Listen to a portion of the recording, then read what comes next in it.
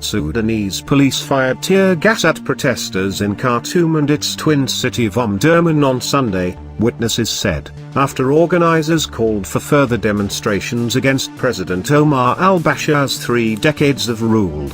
Bashir, on a visit to Cairo to meet his Egyptian counterpart Abdel Fattah al-Sisi, said the media were exaggerating the size of the problems he faced at home. Deadly protests sparked by a government decision to raise the price of bread have rocked the East African country for weeks. The demonstrations have mushroomed into nationwide rallies against the government of Bashir, who swept to power in 1989 in an Islamist-backed coup.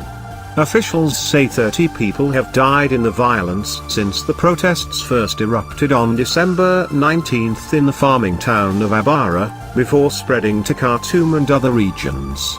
Rights groups say more than 40 people have been killed.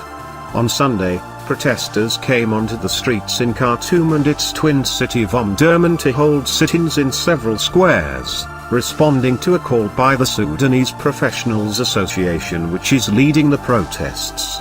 But a massive deployment of riot police and security agents prevented them from gathering at several locations, witnesses said, and the protesters later began rallies in several residential areas of Khartoum and Omdurman.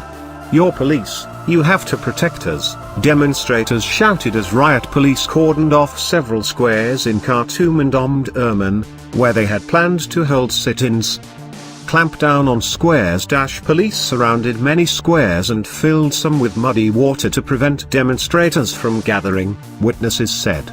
The SPA, backed by several opposition political parties, said in a joint statement that despite the deployment of security forces, protesters managed to gather in 11 squares and also staged 6 rallies in residential areas of Khartoum and Omdurman during the day. "When we came to the square for a sit-in, we saw security forces